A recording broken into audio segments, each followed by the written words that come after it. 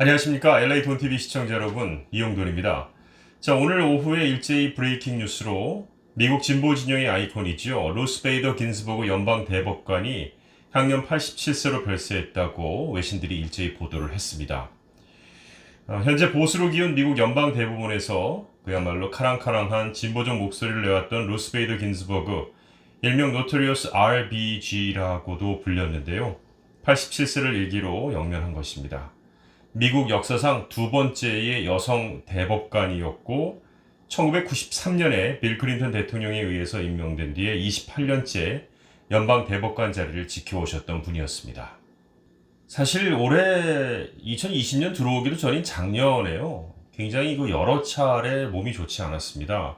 병원에 입원도 했었고요. 그렇게 되면 좀 자진사임을 했을 법도 한데 자진사임을 거부해왔고 결국 췌장암 합병증으로 끝내 세상을 떠나시게 된 건데요. 도널드 트럼프 정부에서 이미 닐 고서치라든지 브렛 캐버너 등 두 명의 대법관이 새로 지명된 상황에서 자신마저 물러나게 되면 보수 일색의 대법원이 될 것이란 우려 때문에 자리를 끝까지 지키려 했던 것으로 알려지고 있습니다. 현재 이제 미국에 9명의 대법관이 구성되어 있잖아요. 그래서 연방 대법원은 보수는 5명, 진보는 4명 정도다 이렇게 평가를 받고 있습니다. 사실 그동안 최고령이신 이 루스 베이더 긴스버그 연방 대법관의 건강 상태는 초미의 관심사였습니다.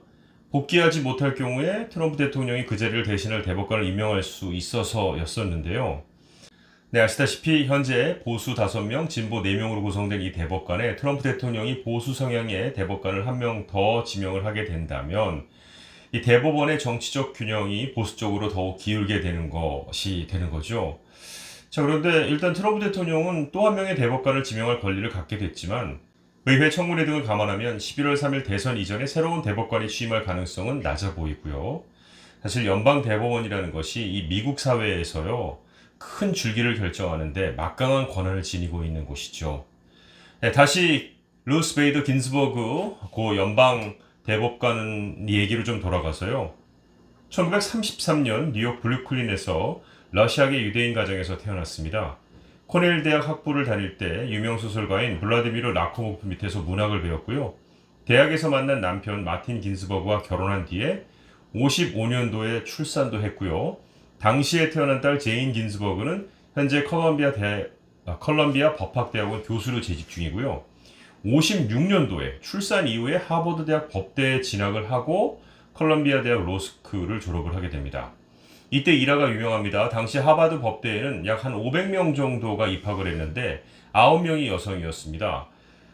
그를 포함한 모든 여학생들은 학과장이 초대한 식사 자리에 불려나갔고요. 그 자리에서 아니 왜 하버드 법학대학원에 와서 남자의 자리를 차지하는 거지? 라는 질문을 받았다고 하는군요.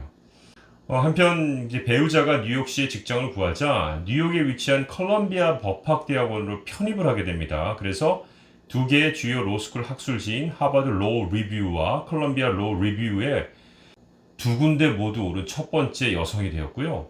1959년에 컬럼비아 법학대학원을 공동 수석으로 졸업을 하게 됩니다.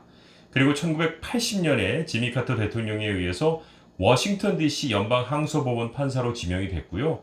1993년에는 빌 클린턴 정부 때 연방 대법관이 되셨죠.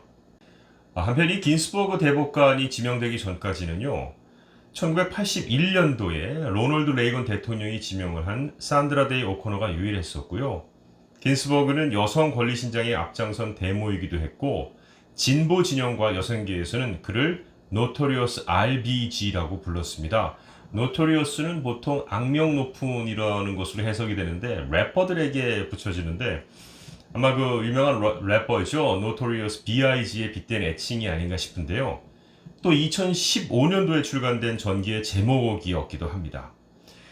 노토리어스 B.I.G라는 별명 이후였을까요? 그의 얼굴 사진과 별명을 그린 머그잔과 티셔츠가 인기리에 판매될 정도로 상징성을 지닌 인물이었습니다.